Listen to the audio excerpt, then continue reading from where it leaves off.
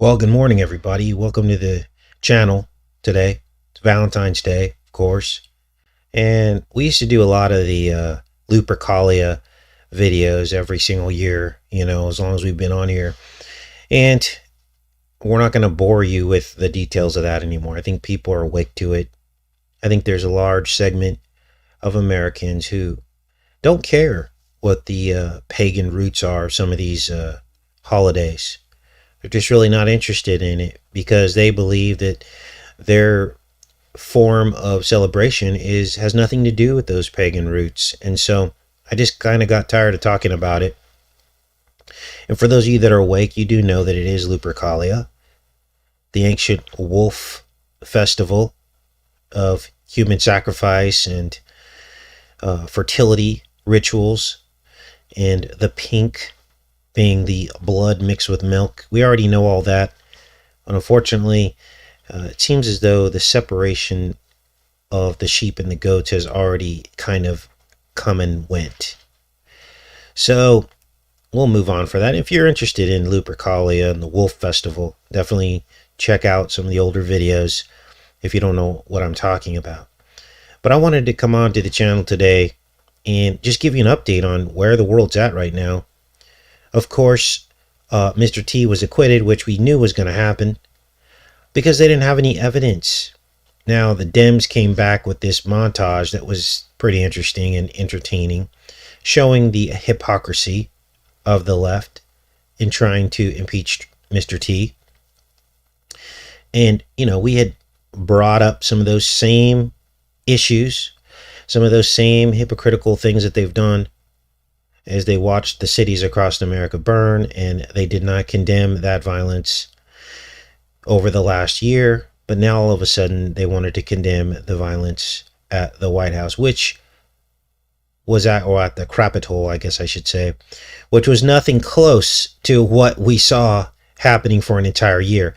So that was a slam dunk. Now I am impressed that the left came forward with that, because it really reveals the right-left paradigm. It really reveals that the hypocrisy goes both ways, that both sides are involved in this, and it kind of began to peel back the veil for some people to possibly wake up when they see the hypocrisy of all of this. Now, there's a lot Mr. T could have done while America burned over the last year that he didn't do. He talked about doing things. He talked about sending in the guard and stuff, but he didn't. And so at the end of the day, he allowed that to happen.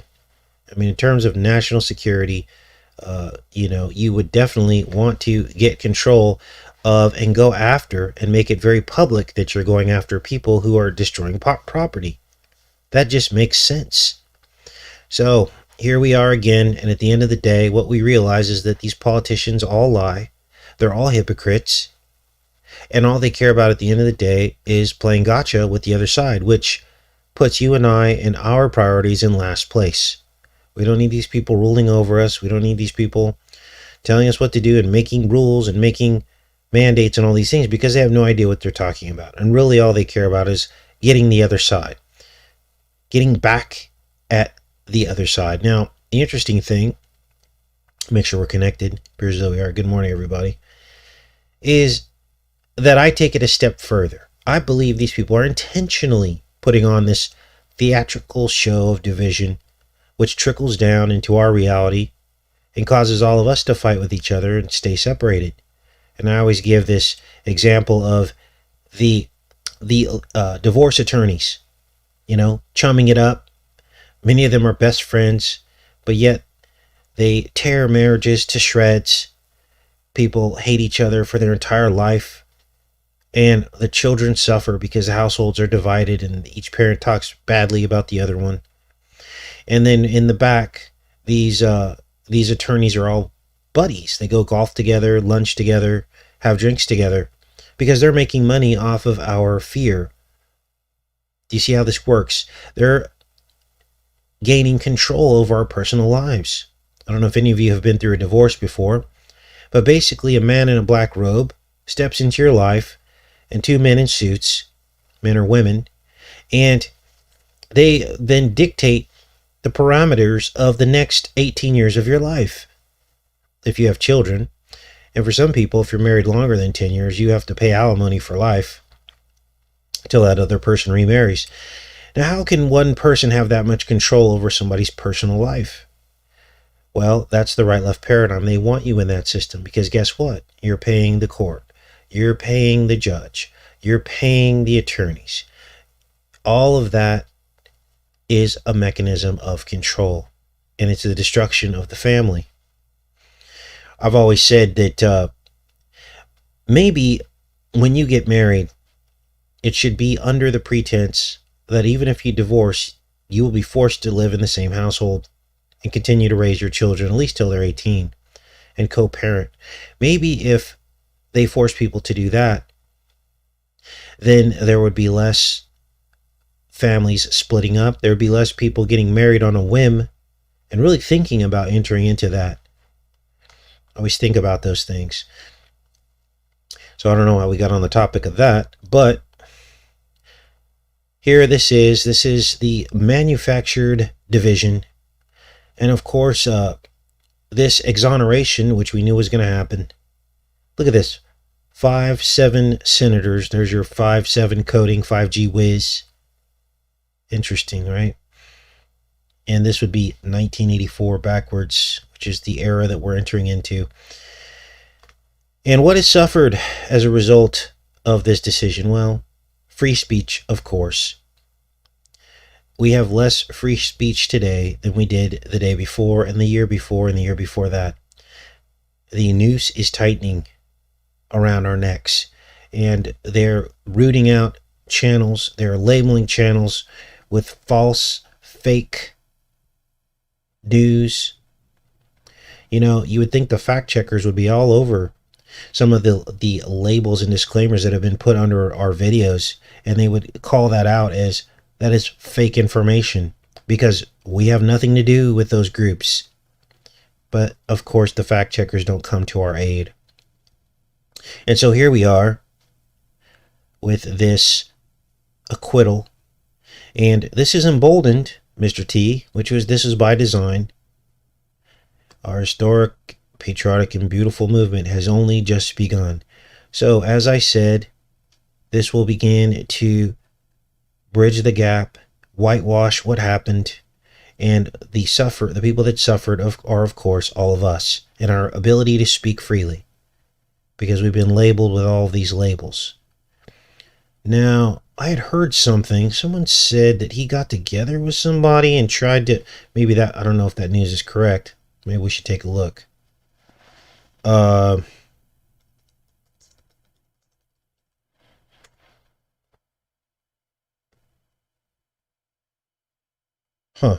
Yeah, that might not, let's see what's going on here. I got some news that came across my feed that he had met with somebody to try to bridge the gap.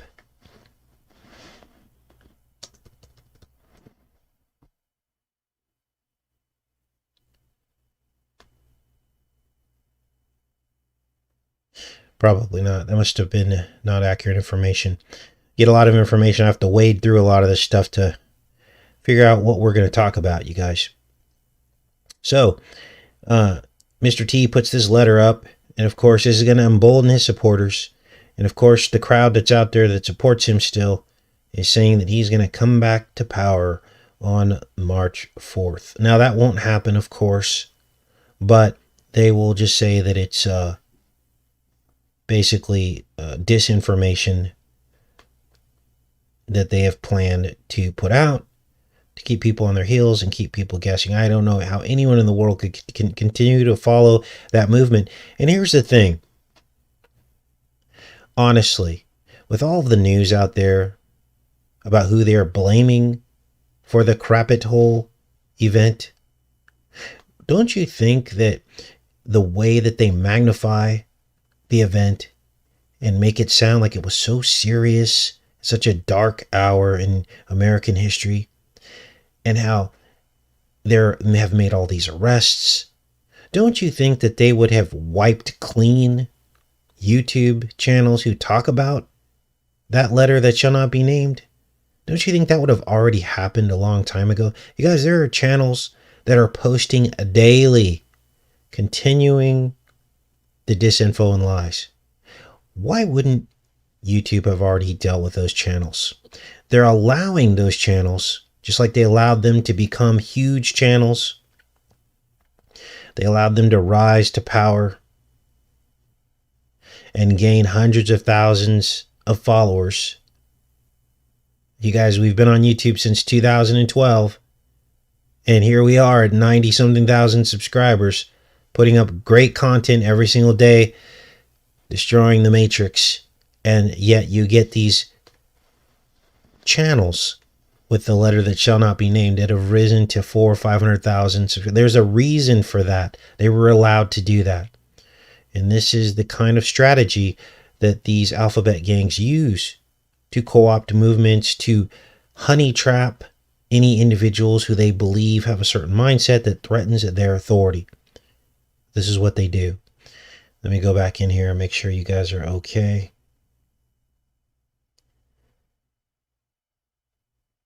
Yeah, they went after the hearings, or they did this because they basically wanted to prevent him from running again. But all of that is just theater as well.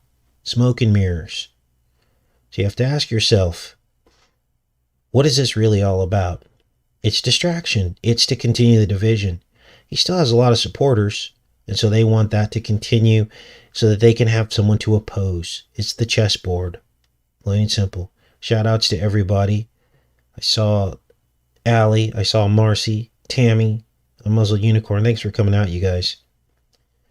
Now, don't give in to the holiday of today. All this is designed to basically make you go out and want to purchase things, right? And continue the market, because they've strategically placed these holidays throughout the year to pick up where the market begins to go flat. And who makes money off of this? Well, of course, Wall Street, the people at the top, the elite who trade these stocks. They can't have big gaps throughout the year where people aren't buying things. So that's what this is all about. So if you are inclined to do something, maybe if you have someone in your life that you love, maybe write them a letter about how you feel about them. Don't go out and just buy things or order things or try to surprise someone, because that's all of the enemy. Those are things that are meant to continue the wealthy, continue their ability to continue to make money. That's what it's all about. That's what it's always been about. So let's get into the rest of the show today. I just wanted to give a few shout outs. See, Marion, George, Little Bear, Meme, I Cherish Crochet, Matt, Trevor, Albert. Thanks everybody for coming out. And if I left your name out, I really apologize. So here is the new normal. Now, we talked about this in the very beginning, all the way back to the 2-week shutdown. And I told you guys, if we give in to this, it will never end. This is just the beginning. And of course, we got a lot of pushback. You know, people are upset. Oh, let's just do it for 2 weeks. No. I already knew back then that this wouldn't be what they said it was going to be. Remember in the beginning, they were putting all this fear into us, saying that if we didn't do this now, that millions were going to die, and that essential personnel would be taken out, and fires would rage out of control because all the firemen would be sick, and crime would run rampant because all the police officers will have come down with this and gotten sick, and there would be no one in the hospitals to care for the sick because they would all be sick. Remember that? And we had these images flashed in front of us day in and day out saying if we didn't do this, this is what would happen. Now, did any of that happen? Of course not. I don't know anybody who's died from this. Do you? All you hear are reports, and usually the reports you hear are from groups of people. Groups. As you guys know, my mom's JW, and I'm like, Mom, has anyone at your church come down with this? And immediately she quoted the church-wide total which was like 1,000 or something, or a few thousand. Well, they have like millions of people in their church across the world. I'm talking local. I'm talking, is this really a spamdemic? Is this really something that's taking out a person on every street? And it's just not. And it never was. And people can argue, oh, it's because we abided by the guideline. No, a lot of people have not. And think about this. I mean, it's ridiculous the rules they have. Oh, if you social distance, well, social distancing doesn't do anything. The wind blows around, blows these particles around. 6 feet doesn't necessarily mean you're protected. That's an arbitrary number. So if this was as serious as they said it was, then any kind of distancing and any kind of mandates to wear masks wouldn't really do a whole lot to stop it. I don't even think it would do anything to stop the spread. It's just not there. And look at all the people that didn't wear a mask. This is why they work so hard to make everybody wear the mask, because that supports the lie. That reinforces the lie.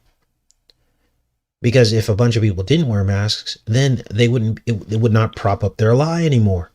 Because people would look around and go, wow, none of us are wearing masks, and we're still at only a 0.05% rate of death. That means this thing doesn't spread like they said it does. So the infectious rate of this is not anywhere near what they said it was. Okay? It's all a pipe dream. So this is our new future. And even now, they're saying, even with all the CV19 VCs, they're still going to steal our summer again. They stole the last summer, and now they're going to steal this one.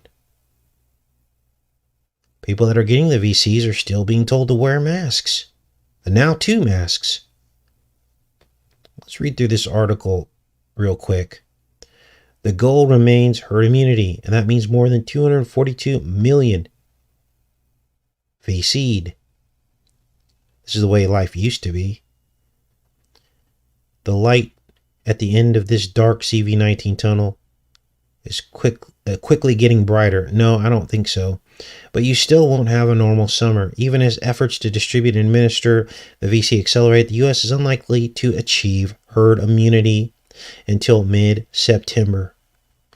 That date will be pushed back as well.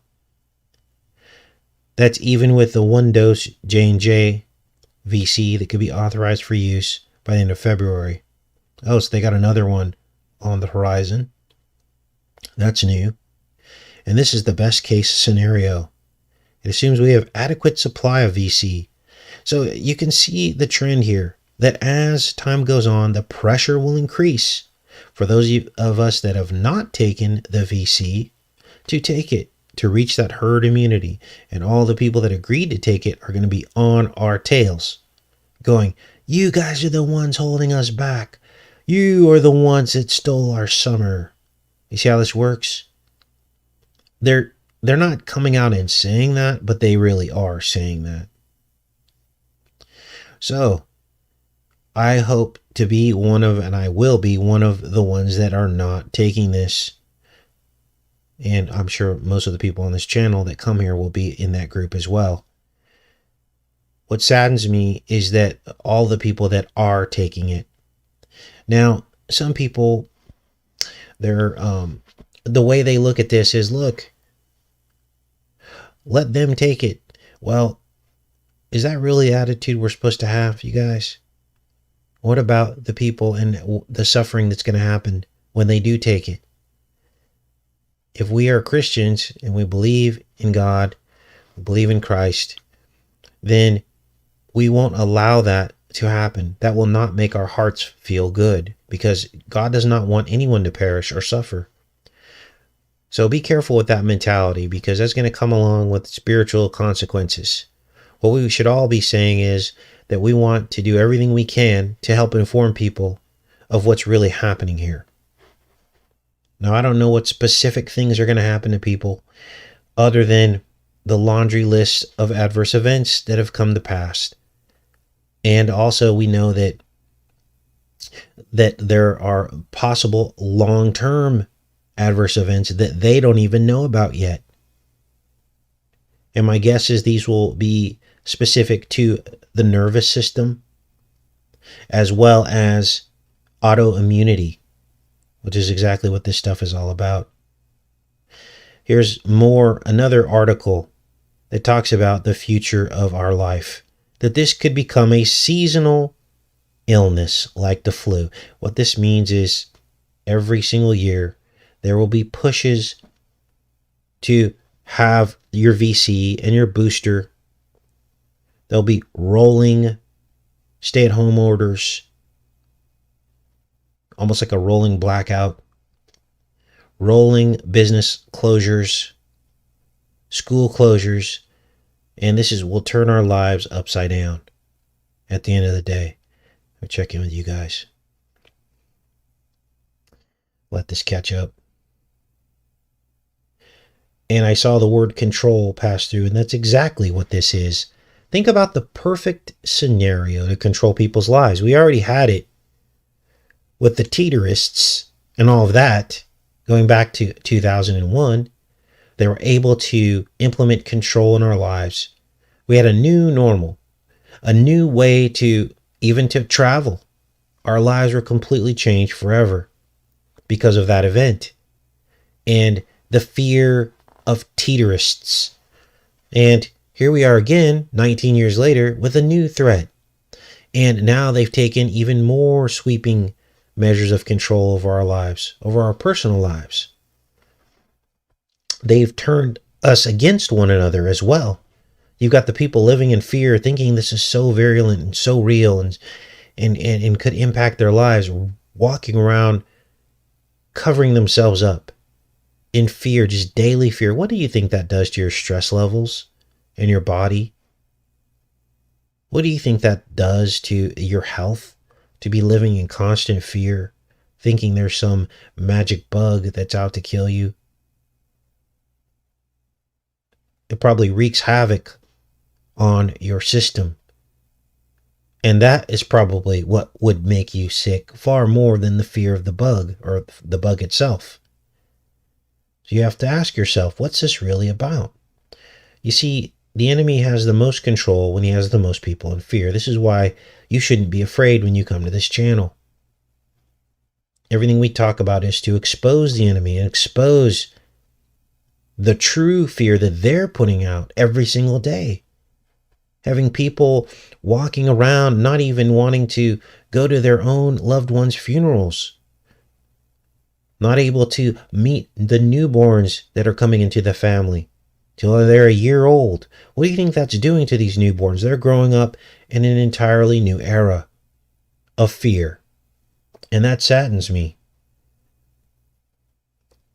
It saddens me to the core. So, doctors know this. They know people can't sustain this amount and level of stress. What is the first thing they tell you when you go to the doctor? Find a way to reduce your stress, right? If that means changing your job or giving yourself personal time, that's the first thing that they tell you to do, any therapist or any doctor.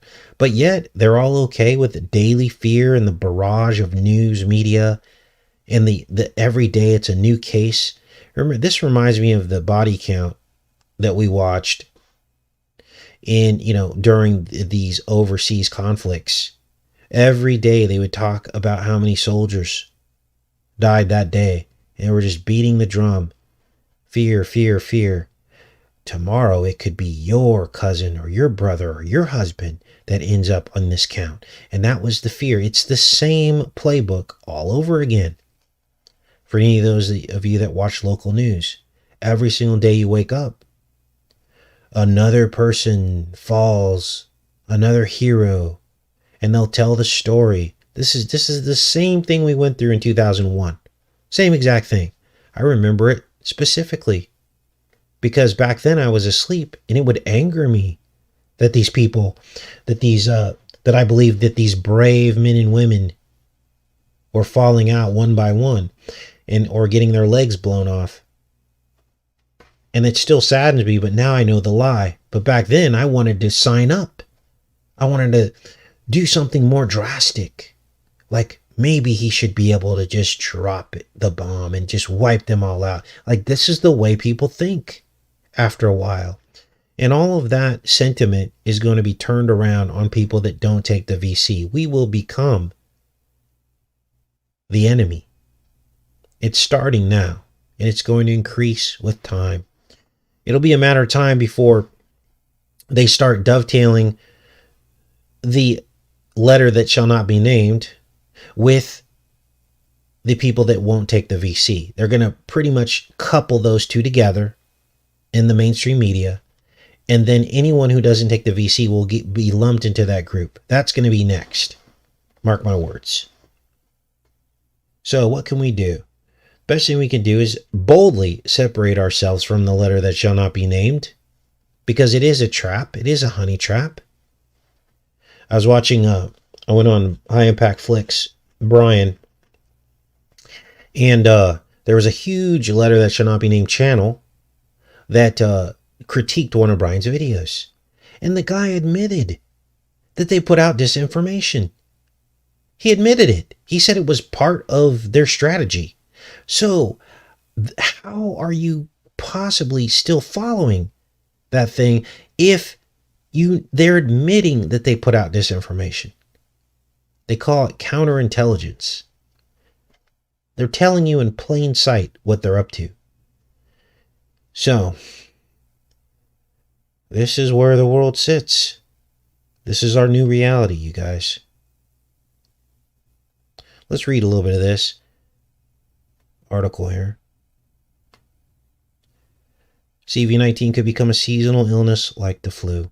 Millions of people around the globe are hoping that between the lockdowns and the VCs, the V that causes CV19 might soon be eradicated from our lives. But now experts are warning that the V might be with us forever. But it won't always be a deadly plague. It's really not a deadly plague right now, according to the numbers. This CV is going to be here to stay. Brownstein says, Chief Innovation Officer of Boston Children's Hospital. Eradication of this new CV is basically impossible. Of course, it's just like the WAR on teeterism. You can't eradicate them ever. Right? This is what they want you to think. Don't you think it's interesting that just magically we finally got all the teeterists and Mr. T was able to pull out everybody? Why do you think that happens, you guys? It's not because we won anything. Think about it for a second. Use your brain. How is it that we magically got to the bottom of all the teeterists in all the whole world, and now there are no new threats? The threats are gone. We handled it. Mr. T did it. And then right after that comes this, CV19. Anybody with a brain knows that the chances of that happening are zero. There were no teeterists to begin with. It was all a scam. It was an excuse to go into countries. And I mean, there are, grumblings about Iran, but not anything to the degree of what we were slammed with for the past 20 years. Every single week, there was some campaign overseas to root out so-and-so and drone so-and-so. And just magically, Mr. T got it all done? Of course he didn't. It's impossible because you can't win that.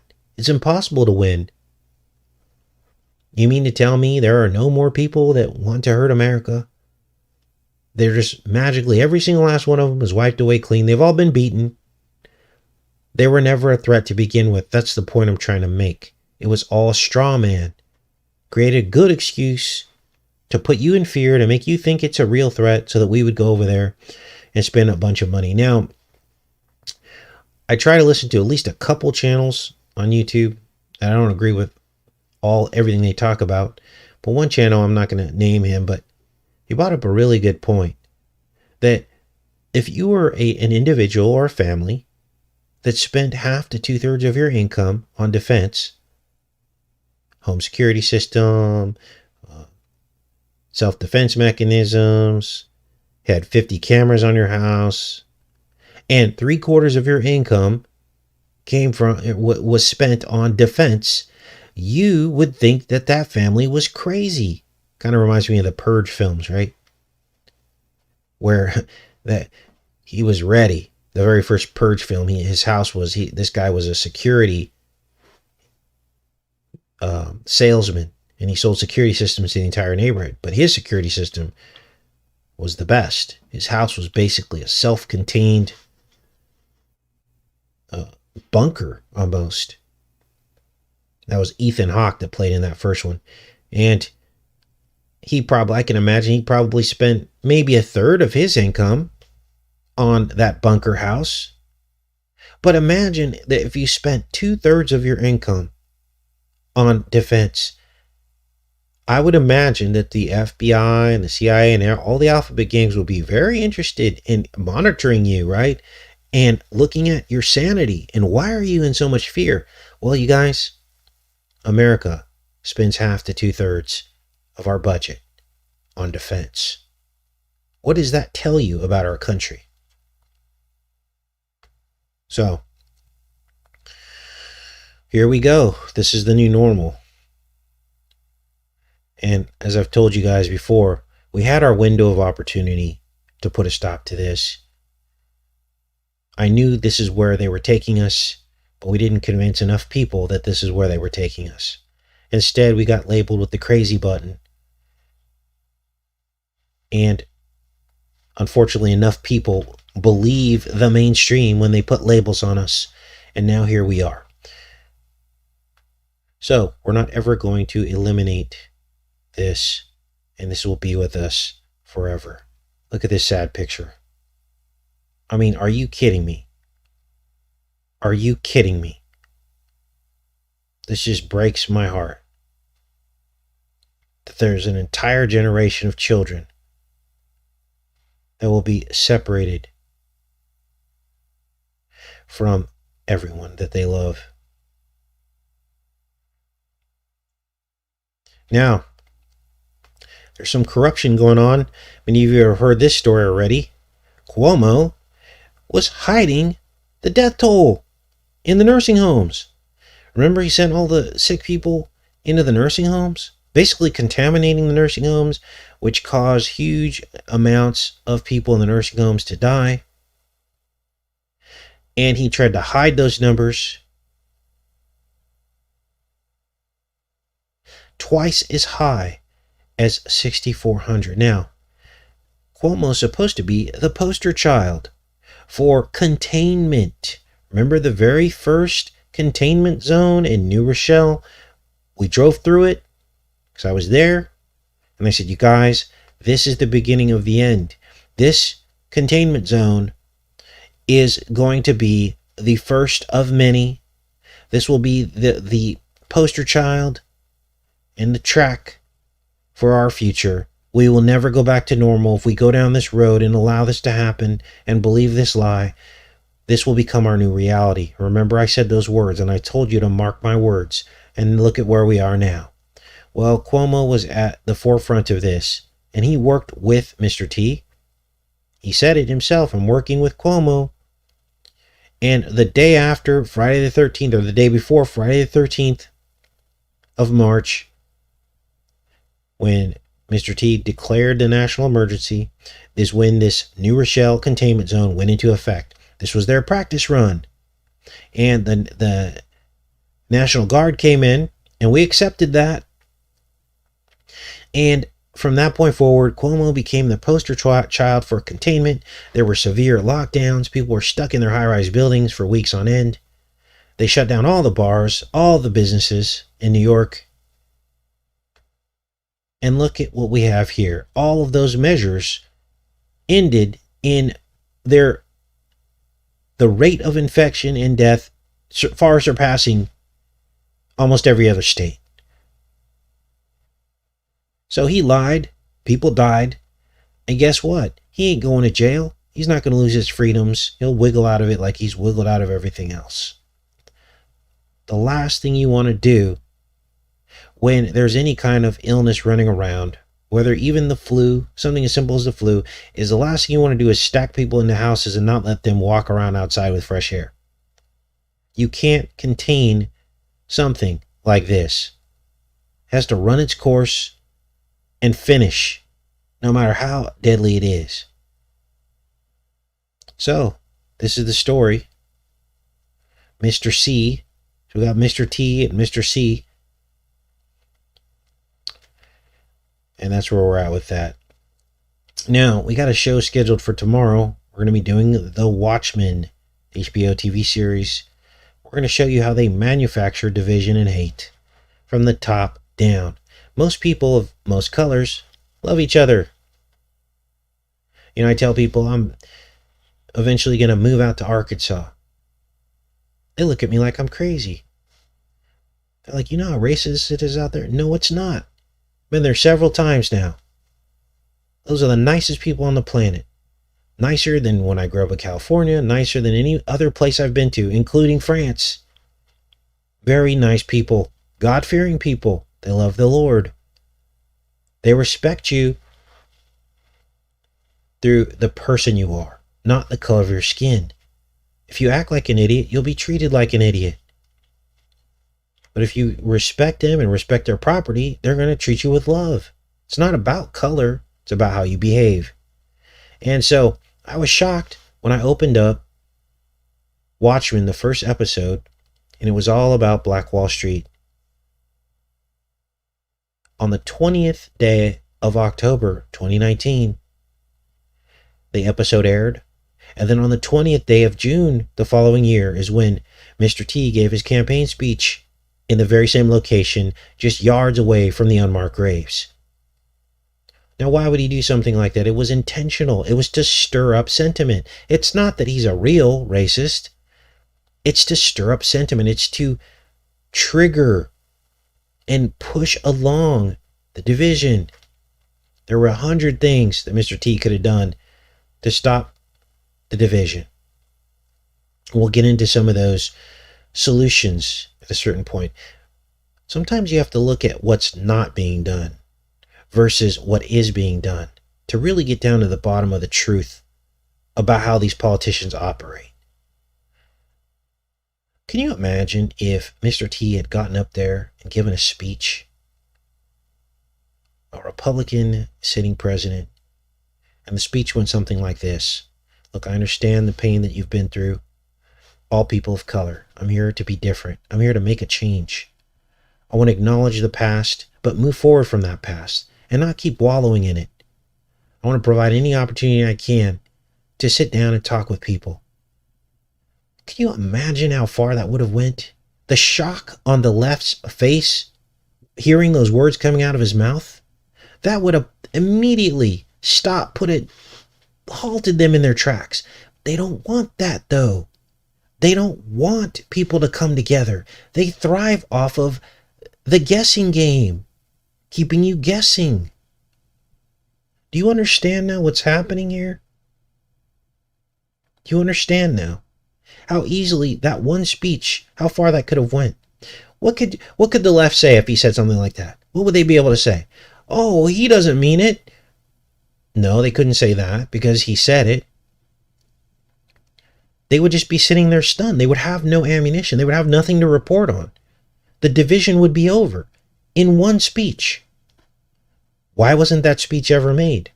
Why does it take someone like me to tell people the obvious? To help them snap out of how we're being manipulated? We'll go back to Mr. O, Obama. He could have done the same thing. What if Obama got up there and said, all right, my black brothers and sisters, I know that it's been a long road, but white people and black people can really get along, and we always have. We need to stop the division. We need to understand that the past happened, but move past it. And maybe as black people, we can reach out and let people know that we're not angry anymore, and it's okay, and that we can come together as a country. And I'm not going to keep race baiting and making you angry and showing you images of black people being hurt in Hollywood. That really needs to end today. because that's our past. And now we live in the present. What if Obama gave that speech instead of, we're going to get back at those white people because of all the pain we've been through. We're going to have reparations. We're going to talk about reparations. And now we got ours, and look at me, and I'm black, black this, black that.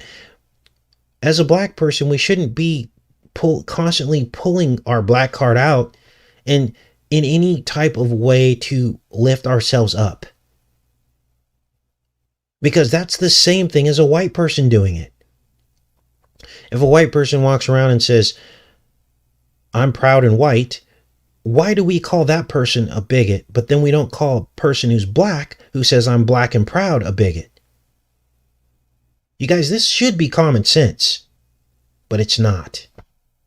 Because we've been manipulated from the top down. And we'll talk more about this tomorrow. But I wanted to put this out there so you guys come back tomorrow. We can talk about this race issue some more. Okay? And it's not to say that there still aren't some insensitive things that people say, but at the end of the day, we have to bridge the gap. If someone is not hurting your property or hurting your opportunity in this life, would it really hurt us that bad to say, you know what? That guy said that, but if he knew me and he was my close personal friend, he wouldn't feel that way about my color. And starting there, instead of just jumping on that guy's a racist. Can you imagine? Can you believe what he said? Why do we always jump to that? Because we're programmed to jump to that, because that's how the elite gain control over us. And you guys know it in your heart that that is the truth. So when are we going to stop being manipulated? On the right and the left, black and the white. When are we going to stop? Those of you that come to this channel have stopped. You get it. But then you've got 90% of America who doesn't get it.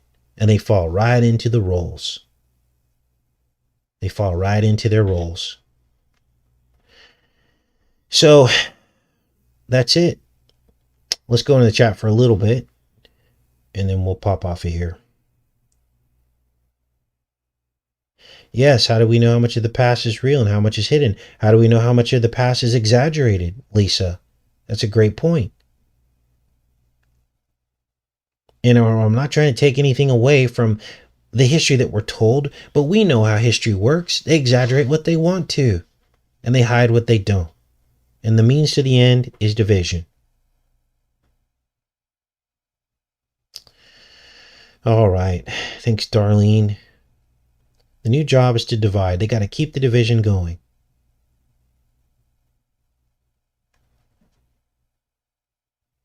Now, I can't be the only person, and we can't be the only person who get this, but it isn't until you stop. You know, the Bible says, be still and know that I am God. Sometimes you got to just stop.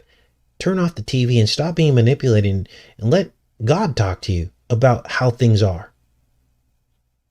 We shouldn't be getting mad that Trump got impeached. We shouldn't be getting mad that Bo Biden got elected. We shouldn't be mad that Obama got elected. We shouldn't be mad. You know, we shouldn't be mad about that. That's wasted energy. That's the energy that they want you to feel. They want you to feel that energy because that keeps the division going. Take a step back and understand that it's all just antics, smoke and mirrors. So, thumbs up this video if you haven't already. If the message that we talked about today resonates with you, I believe it to be the truth. You know, the only people that Jesus really got angry about were the people manipulating everybody else and keeping them in division.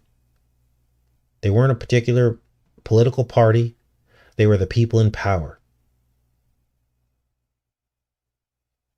And that is what we're supposed to be angry at too. We should be turning the money tables over. We should be calling out the elite as a whole, both sides, for their role in imprisoning God's people and causing division. And that's the example that I follow. It's WrestleMania. Exactly, Jaded. Don't get triggered by the scripted reality. Christ will save us all. He will. The Most High bless you as well. Pray the Lord's Prayer, Roy. Your kingdom come and your will be done on earth as it is in heaven. All right, now I'll laugh. I will just laugh if this video gets tagged with the letter that shall not be named. I'm wondering if they're just going to come through and sweep everybody at a certain point. See, if we reach 100,000 subscribers, then I can actually, I'll have a way to email or get in contact with someone at YouTube if our channel goes down. And I will appeal it. I'll be able to appeal it. But see, if you don't have 100,000 subscribers, you can't really, there's no one to contact. Kind of like no man's land. And so if we can get to 100,000 subscribers, then if they take our channel, then I will appeal it. And I'll tell them, look at the videos. We're against the letter that shall not be named. Why would you stick that under all of our videos? So up until now, we've flown under the radar. We've had the ability to stay outside of the algorithms. And it's taken a lot of effort. Got to change the way I present to you guys. But we've been able to do it. But now they're putting this stupid disclaimer in our videos. So I'm wondering if there's some future plan that they have to get rid of a bunch of channels. So help us get to 100,000 subscribers. We're almost there. I think we need 5,000 more. And I just feel this sense of urgency right now. I don't know why, but things are about to change bigly. All right. Thanks, Victoria. I appreciate it. Amen, Allie. Thanks, Kenneth. All right. I'm going to pop off of here and let you guys enjoy your Sunday. And we'll be back on here tomorrow. Be well, everybody.